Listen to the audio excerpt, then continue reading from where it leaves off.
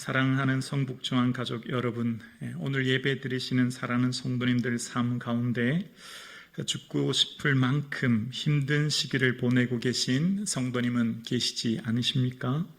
인생의 짐이 너무나 무거워 하루하루 살아가는 것에, 버티는 것에 한계가 있지는 않으십니까?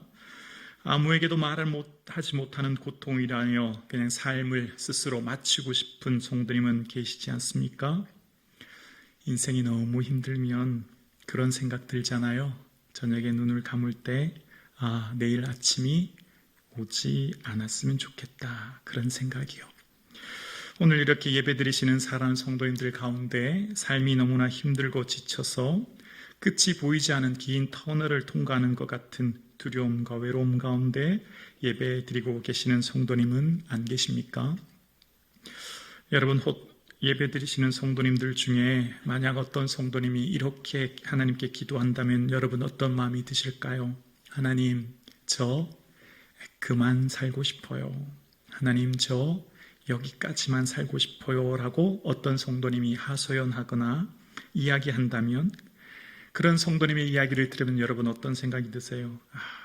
어떻게 저런 얘기를 할 수 있나? 믿음 없는 얘기를 하네? 라고 혀를 차면서 저 사람 그동안 예수 믿는 거 헛믿었네 라고 하면서 저렇게 얘기를 해 라고 하면서 비난하며 손가락질 하시겠습니까? 아니면 저 성도님은 얼마나 힘들면 저런 이야기를 하나 라고 공감해 주시렵니까? 한 단계 더 나아가 볼게요. 사랑하는 성북중앙 가족 여러분, 예배 드리시는 저와 여러분의 삶 가운데 목사인 제가 하나님 앞에, 하나님, 저 그만 살고 싶습니다. 하나님, 저 좀 죽여주십시오. 저 이제 살 소망이 없습니다 라고 한다면 여러분 어떤 생각 드시겠습니까? 목사가 저래? 목사가 믿음이 저것밖에 안 돼? 우리가 뭘 믿고 교회를 오나? 라고 하면서 목사에 대한 실망감, 어떻게 목사가 저럴 수 있나라고 하는 들으면서 낙심이 되십니까? 아니면 목사가 얼마나 힘들면 저런 이야기를 할까 공감해 주시렵니까? 자, 한 단계 더 나아가 볼게요. 여기 계신 장로님이 오랜 시간, 수십 년간 신앙생활하고 몸된 교회를 지키셨던 장로님이 만약에 하나님, 저 이제 그만 살고 싶습니다.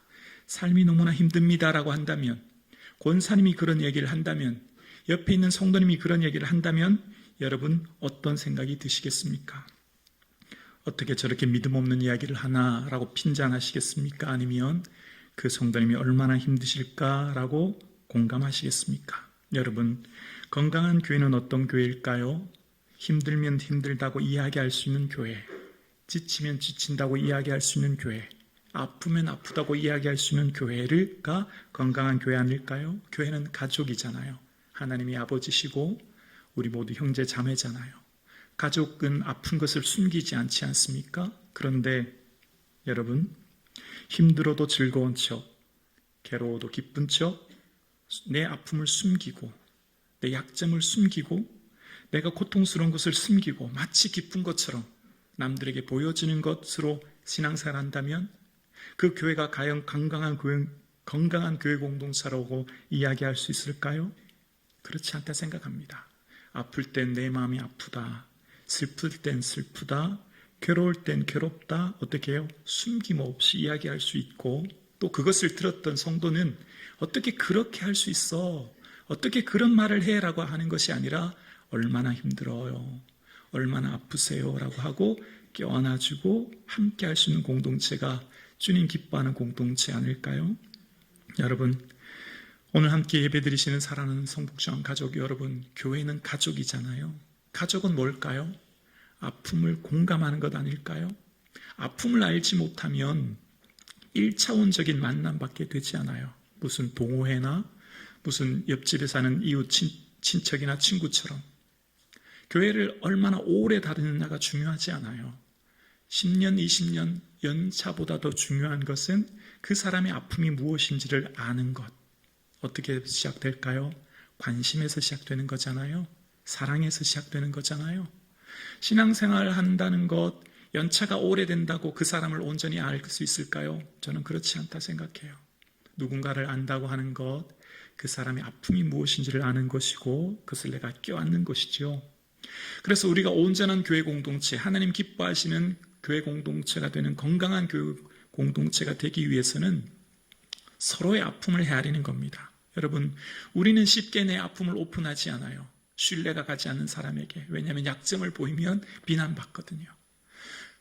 그래서 우리가 온전한 관계를 맺어지기 위해서는 신뢰가 있어야 되고 거기에선 사랑이 있어야 되는 거죠.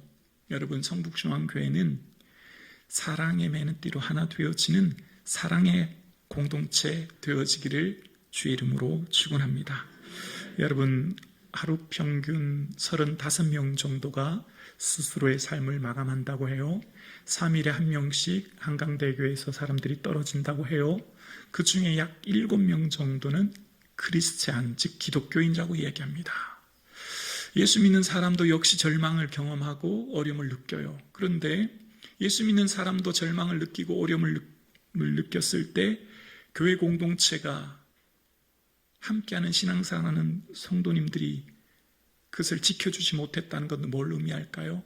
아픔을 함께 나누지 못했다는 거잖아요.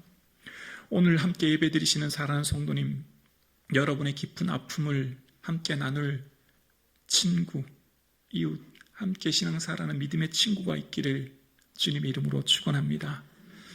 내 아픔을 이 권사님만은 아실 거야, 이 장로님만은 아실 거야, 목사님만은 아실 거야 라고 하고 함께 나눌 수 있는 공동체가 진정한 가족 같은 공동체죠.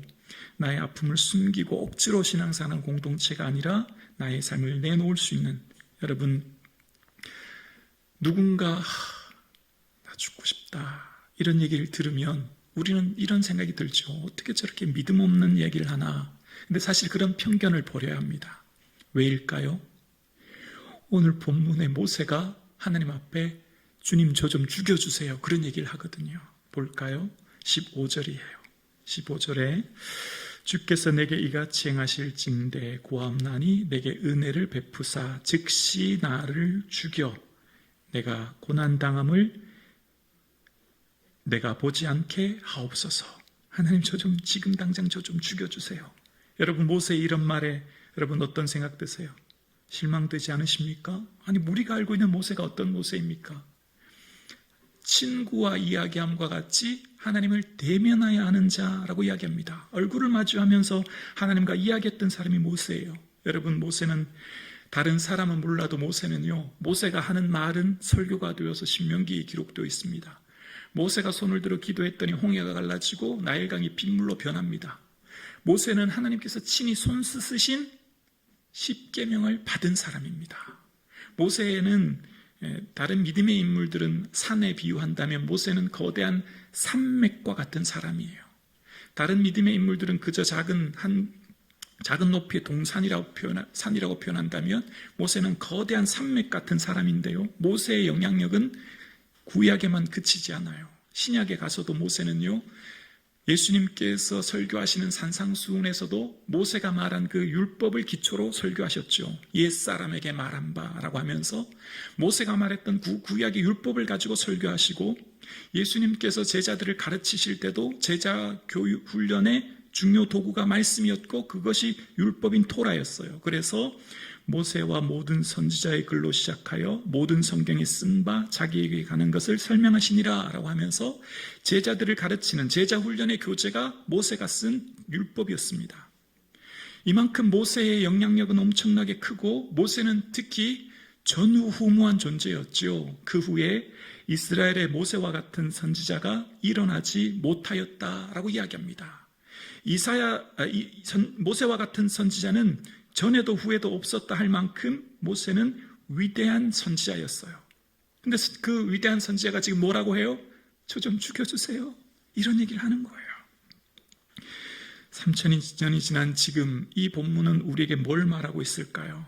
우리가 볼 때 이보다 더 뛰어난 지도자가 없을 만큼, 하나님의 능력과 기적 체험을 경험한 선지자가 없을 만큼 위대한 선지자가 하나님 앞에 그 공고함, 그 고통 가운데 고백했다면, 모세가 거대한 산맥이라면 우리는 그저 동산에도 미치지 못하는 우리 같은 나약한 존재.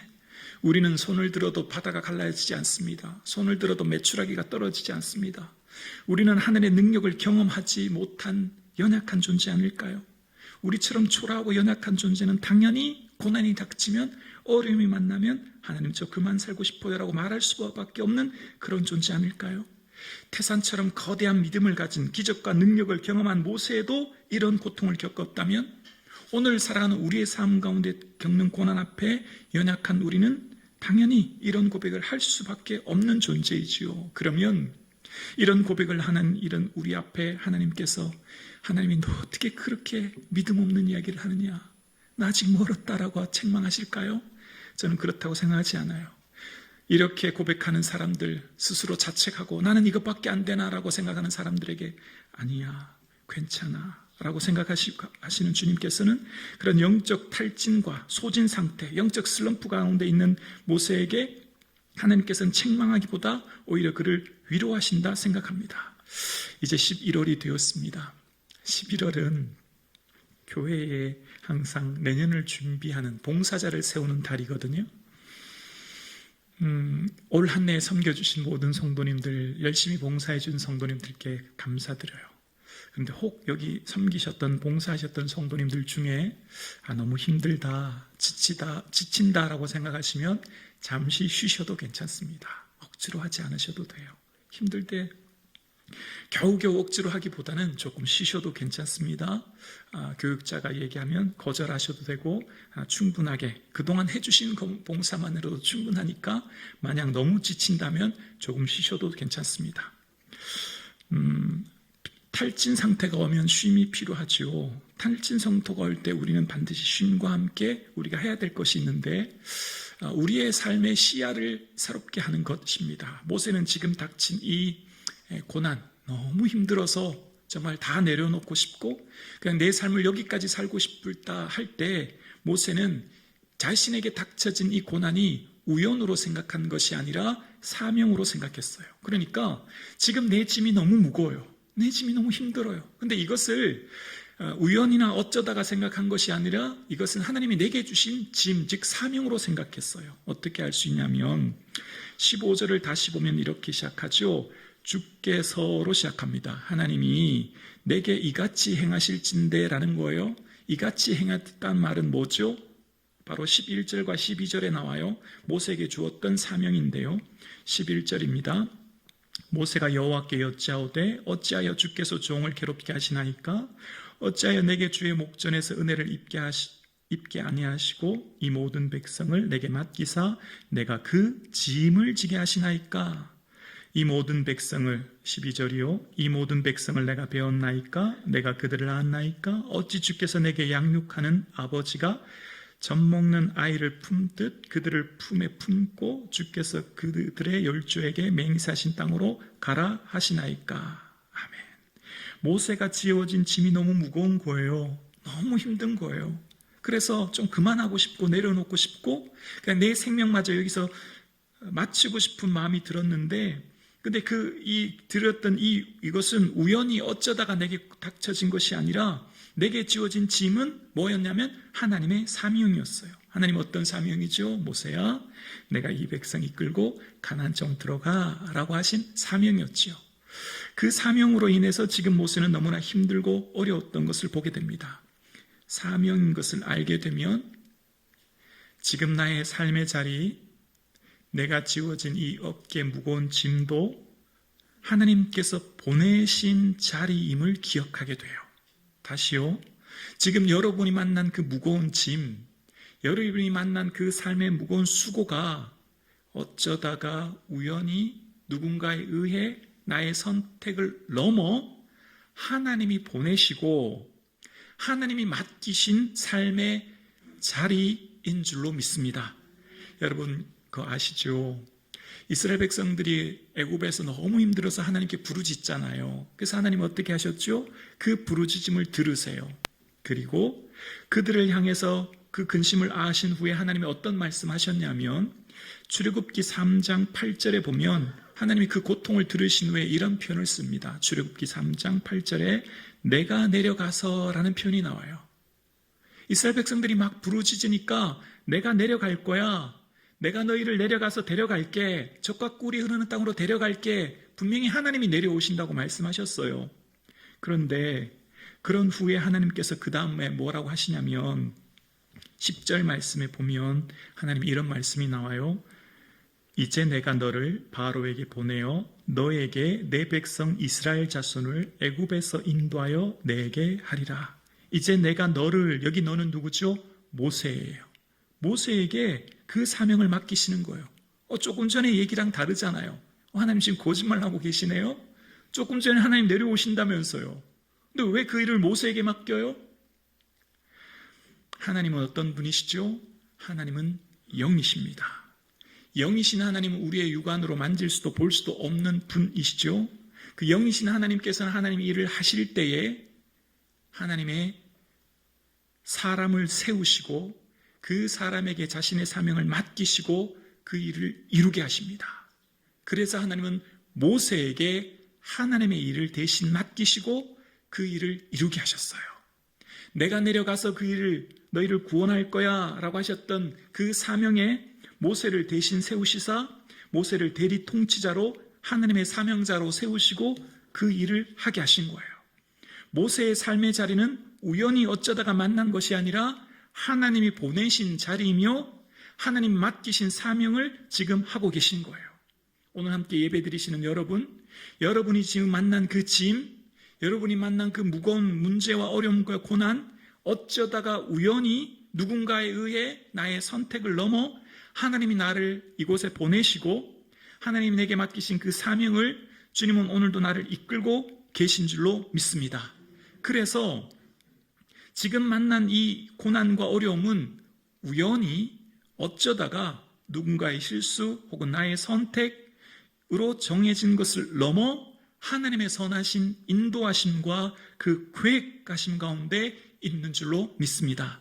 그래서 모세에게 지워진 그 짐을, 무거운 짐을 넘어 그것은 하나님께서 내게 맡겨진 자녀들이 되는 것입니다. 그래서 아버지가 젖먹이 아이를 품듯이라는 표현 속에 모세가 친히 그들을 품고 양아버지가 되어서 그들의 삶을 이끌어가는 하나님의 보내신 자리, 하나님 함께 하신 사명의 자림을 고백하며 나아갑니다. 이것은 모든 믿음의 사람들의 공통된 고백이었어요.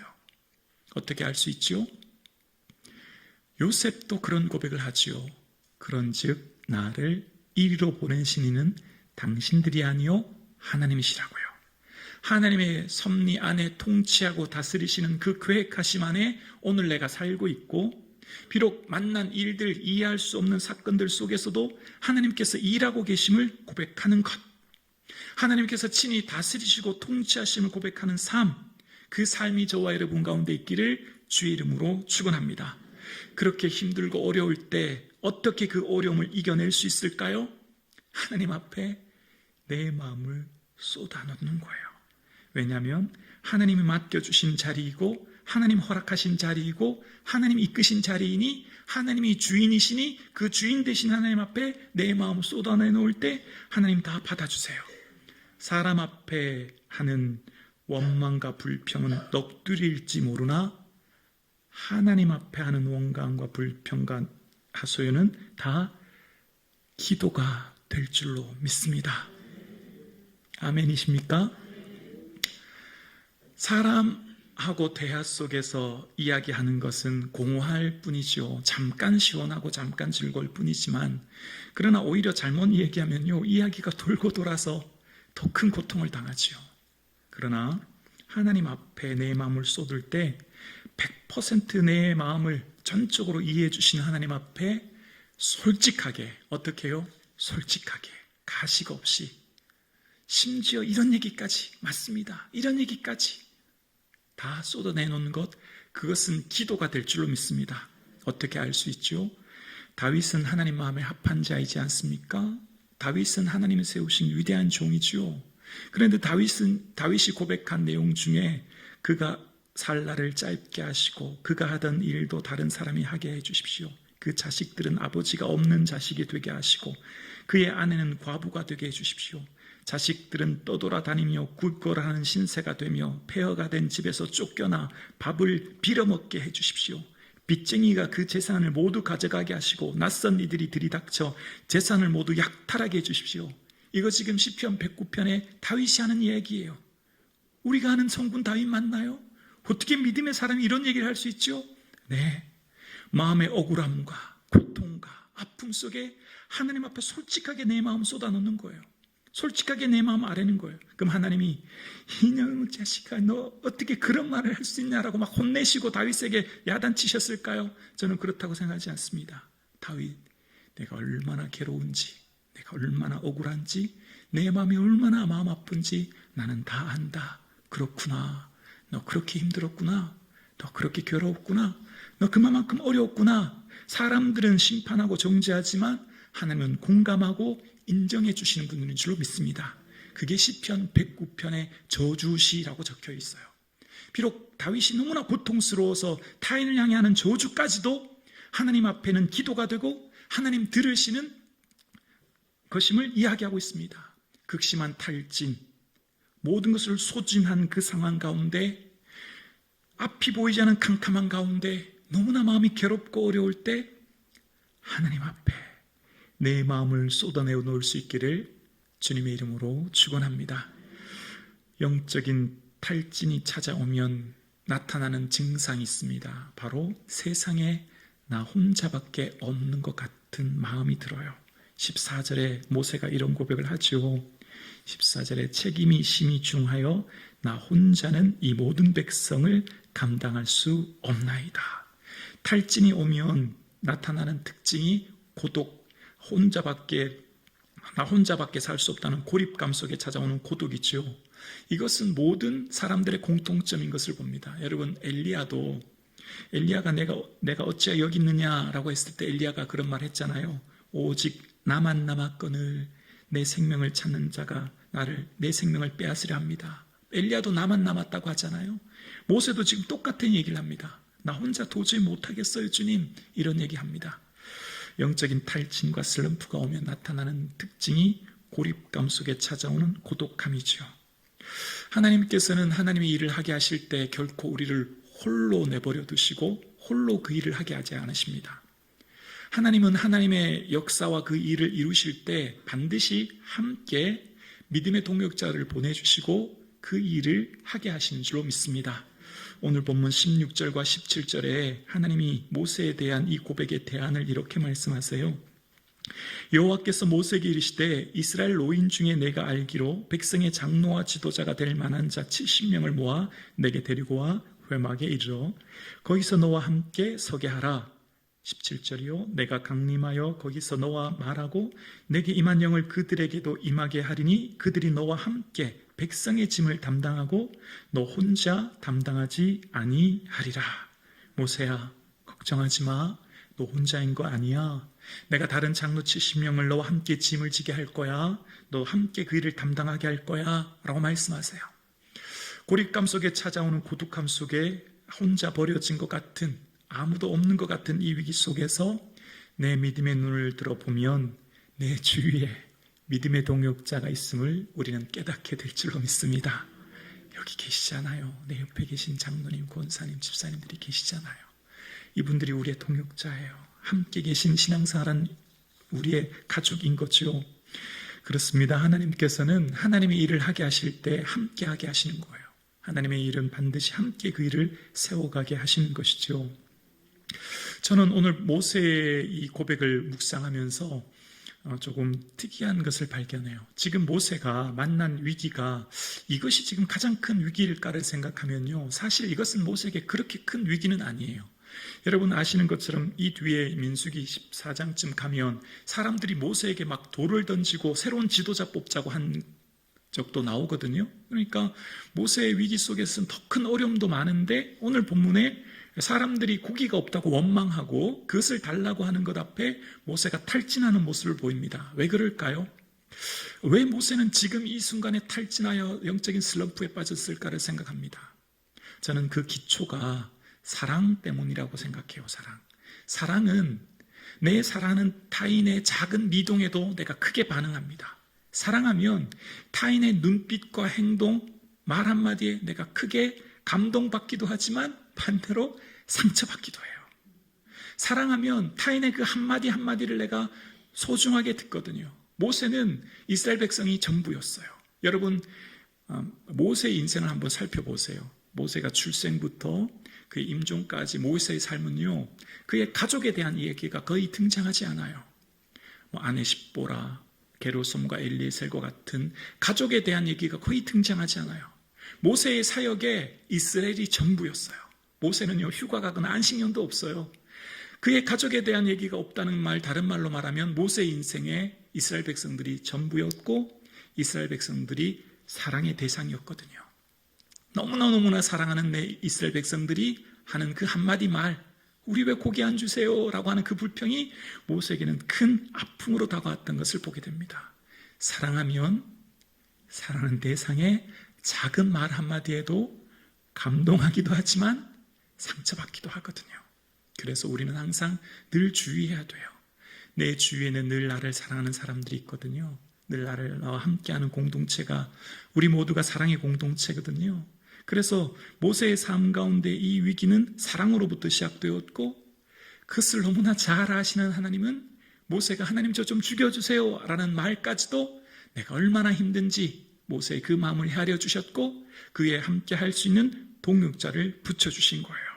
함께 예배드리시는 성도님들 중에 어떤 권사님이, 어떤 집사님이 하나님 저 그만 살고 싶네요, 저 너무나 힘이 드네요 라고 하는 말을 들었다면, 아니 그렇게 힘들어 아파하는 성도가 보인다면 조용히 껴안아줄 수 있는, 손을 잡아줄 수 있는, 아픔을 나누고 함께 기도해줄 수 있는 그런 교회, 그런 가족 같은 공동체가 바로 우리 성북중앙교회가 될 수 있기를 주님의 이름으로 축원합니다.